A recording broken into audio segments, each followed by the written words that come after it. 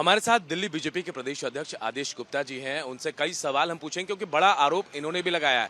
Sir, जो हिंसा हुई जहांगीरपुरी में, इसे लेकर आपने खुलकर कई बातें कही हैं। इन आरोपों के पीछे क्या तथ्य है सर? देखिए, हमने जिस तरह से आज दिल्ली पुलिस कमिश्नर से मुलाकात की, और मुलाकात इसलिए की क्योंकि ये दिल्ली का बहुत गंभीर मामला है और दंगाइयों और शोभा यात्रा में शामिल लोगों के बीच दिल्ली पुलिस दीवार बनकर खड़ी हुई और वहाँ पर उन्होंने दंगा को बड़ा होने से बचाया है, लोगों को बचाने का काम किया है। इसके लिए दिल्ली पुलिस की तारीफ की जानी चाहिए, उनकी सराहना की जानी चाहिए। दिल्ली पुलिस के 8 जवान घायल हुए हैं, एक पुलिस के सब इंस्पेक्टर को गोली भी लगी है। लेकिन यहाँ सवाल है कि अभी तक चाहे आम आदमी पार्टी हो, कांग्रेस हो, उन्होंने दिल्ली पुलिस की तारीफ नहीं की। उन्होंने कानून व्यवस्था के बारे में प्रश्न चिन्ह खड़े किए। लेकिन आज मैं उनसे पूछना चाहता हूं कि जो अपराधी और जो दंगाई पकड़े गए वो आम आदमी पार्टी से कनेक्टेड हैं, वो आम आदमी पार्टी के कार्यकर्ता के रूप में उस इलाके में काम करते थे। लेकिन आम आदमी पार्टी ने अभी तक कोई स्टेटमेंट नहीं दिया है। और जिस तरह से वो बार बार दिल्ली पुलिस पर आरोप लगा रहे हैं, उन्होंने एक बार भी दंगाइयों की आलोचना नहीं की। बार बार वो पुलिस परमिशन की बात कर रहे हैं। अगर पुलिस परमिशन नहीं होगी तो क्या दंगाई वहां पर गोली चलाएंगे, दंगाई वहां पर पथराव करेंगे, तलवारें निकालेंगे? तो क्या आपने आपका कनेक्शन जोड़ा है।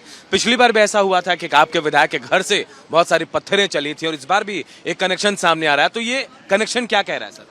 ये कनेक्शन पूरी तरह से, मैंने यही बात कही है कि जब नॉर्थ ईस्ट में दंगे हुए थे तब भी आम आदमी पार्टी के लोग कह रहे थे कुछ नहीं कुछ नहीं, और फिर बाद में आम आदमी पार्टी के पार्षद विधायकों उसके सूत्रधार निकले। और यही जो अभी इसमें जो मुख्य आरोपी पकड़ा गया उसका भी आम आदमी पार्टी से कनेक्शन है और वो सब सामने आ जाएगा। मैंने पुलिस कमिश्नर से मिलकर उनको 2 बातें कही हैं कि एक तो इसके पॉलिटिकल एंगल के बारे में जानकारी, इसका इन्वेस्टिगेशन उस एंगल में भी होना चाहिए कि कौन लोग इनको संरक्षण कर रहे थे, कौन इलीगल एक्टिविटी में, इलीगल धंधे, वहाँ कबाड़ी का धंधा हो, ड्रग का धंधा हो, नशे का कारोबार हो, इन सब एंगल से जांच होनी चाहिए ताकि कोई दंगाई बचे नहीं। और ये बात कल गृह मंत्री जी ने भी कहा है कि किसी भी दंगाई को बख्शा नहीं जाएगा। उन्होंने साफ तौर पर पुलिस कमिश्नर को ये निर्देश दिए हैं, पुलिस को कहा है, और मुझे पूरी उम्मीद है कि इस तरह की कार्रवाई होगी कि भविष्य में दिल्ली में कोई इस तरह दंगा ना हो। और सर, कौन जिम्मेदार है? क्या लगता है आपको? इतना बड़ा दंगा हो गया, पुलिस की तारीफ तो कर दी, वाकई पुलिस ने बेहतर काम किया, कोई तो जिम्मेदार होगा जिसको लेकर आप भी सवाल उठा रहे हैं। देखिए, हमने जो बात कही, पिछले 7 सालों में केजरीवाल जी की सरकार है। पिछले 2017 से हाई कोर्ट के अंदर एक PIL है कि जिसमें बांग्लादेशी रोहिंग्या 5 लाख हैं और उस पर कार्रवाई दिल्ली सरकार करे। लेकिन दिल्ली सरकार ने आज तक जवाब नहीं फाइल किया है।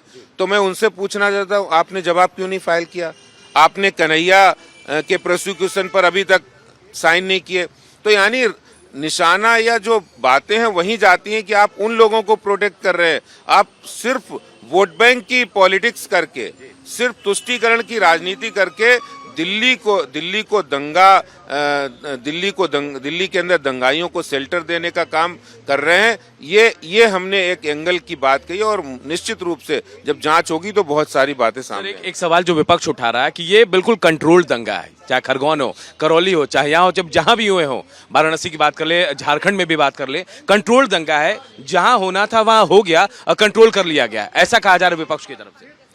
देखिए, विपक्ष इस समय बहुत ही फ्रस्ट्रेशन में है, और फ्रस्ट्रेशन इसलिए कि सालों साल जो लोगों ने शासन किया, आज वो जनता ने उन्हें बाहर कर दिया है।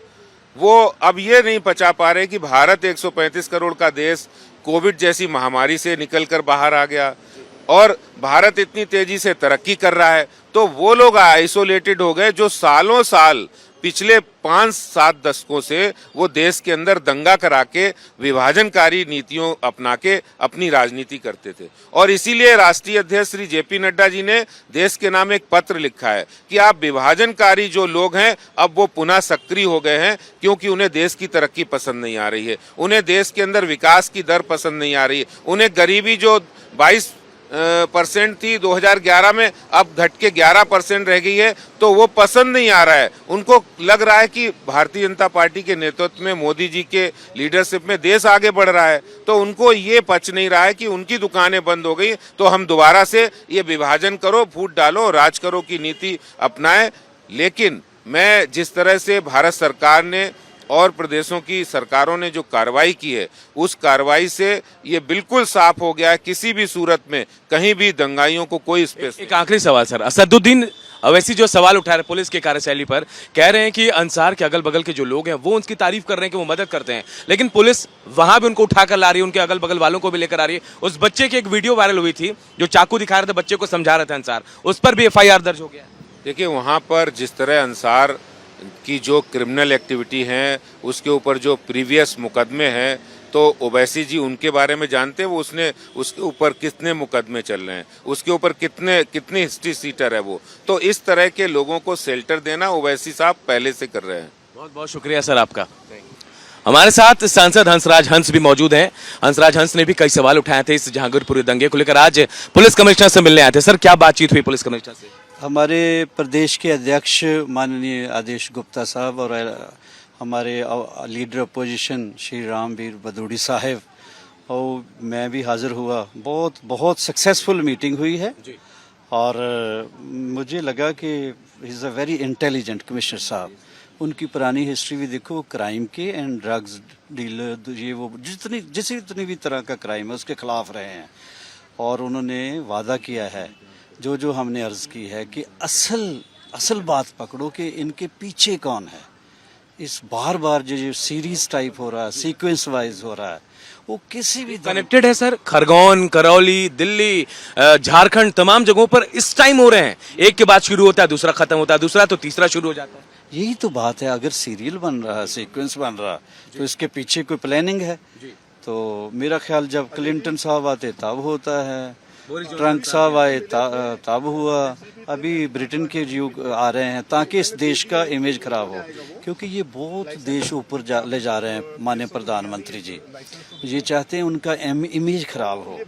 तो उनकी इच्छा ये है कि देखो अब यूक्रेन और रशिया का जंग, प्रधानमंत्री जी ही कारण बनेंगे जब भी जंग बंदी होगी। सर एक सवाल ये कि गंगा जमुना तहजीब हम अपने देश में कहते हैं, हमारे यहाँ दिवाली होती है तो वहाँ से मिठाइयाँ आती हैं, उनके यहाँ ईद होती है तो हम वहाँ जाते हैं, ये तहजीब थोड़ी कम होती जा रही है सर। अगर ऐसे दंगे होते जाएंगे तो भरोसा उठ जाएगा लोगों का एक दूसरे। ये तहजीब तभी कायम रहेगी जब सियासतदान वोट बैंक का चिंता छोड़ दें, चाहे जीते चाहे हारे, वो कहें मेरे लोग हैं, ठीक है, हमारा राज आए या ना आए, वो कहें कि लोग जिंदा रहें, लोग खुशहाल रहें।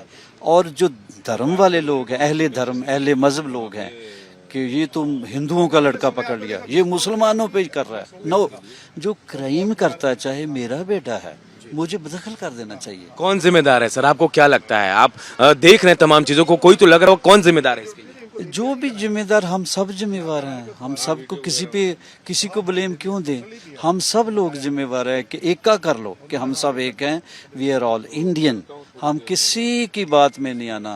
कोई प्रवोक करे, इंस्टिगेट करे, हमें उत्तेजित करे, हमारा ब्रेन वॉश करे, उसको खुद समझाओ कि भैया हम तो दिवाली ईद इकट्ठी मनाना चाहते हो, तो तुम भी बंदे के पुत्र बनो, आखिर तुमने भी मर जाना, हमने भी मर जाना, इसको शांत रहने दो। इस तरह एक आखिरी सवाल आपसे सर, 2 दिन हो गए हैं दंगे को लेकर, लेकिन लोग अभी डरे हैं, गलियों से बाहर नहीं निकल रहे। पुलिस की तैनाती है, फोर्स पूरी है, लेकिन लोगों में डर है, बच्चों को बाहर नहीं आने दे रहे हैं। कुछ करेंगे आप लोग? कोई संदेश देना चाहते हैं सर आप रिपब्लिक भारत के थ्रू? आज तीसरा दिन है, रिपब्लिक भारत के जरिए मैं विनती करना चाहता हूँ। मेरी कोई औकात नहीं, मैं तो अदना सा एक सेवक हूँ। तो मैं उसी रात चले गया और पूरी रात वहाँ रहा। मुझे इन सीनियर्स ने यही हुक्म किया था, पूरी रात रहा। कल सारा दिन रात रहे, मीटिंग्स की, पीस कमेटी के साथ मीटिंग की, ऑफिसर्स साहिबान थे माइनॉरिटी कमीशंस के, अब कमिश्नर साहब से की है। तो हम लगे हुए हैं। Don't worry. संदेश दे दे सर, अब आप खुद गायक हैं, एक संदेश दे दे। संदेश मेरा यही है कि भैया हम जियो और जीने दो आराम से, सुकून से। कहते कि गर्ज बरस प्यासी धरती पे, फिर पानी दे मौला, चिड़ियों को दाना बच्चों को गुड़दानी दे, ऐ भगवन तेरे होते कोई किसी की जान का दुश्मन क्यों हो, हम जीने वालों को मरने की आसानी दे मौला। बहुत बहुत शुक्रिया हंसराज हंस साहब। तो देखिए हमारे साथ हंसराज हंस साहब जुड़े थे, आदेश गुप्ता भी थे और आज दिल्ली पुलिस कमिश्नर से इन्होंने मुलाकात की है और कहा कि दिल्ली पुलिस ने बेहतर काम भी किया दंगों को लेकर और आगे जो लोग भी इसमें शामिल हैं उनसे सख्ती से निपटा जाएगा, इसके लिए कमिश्नर साहब ने उन्हें आश्वासन दिया है।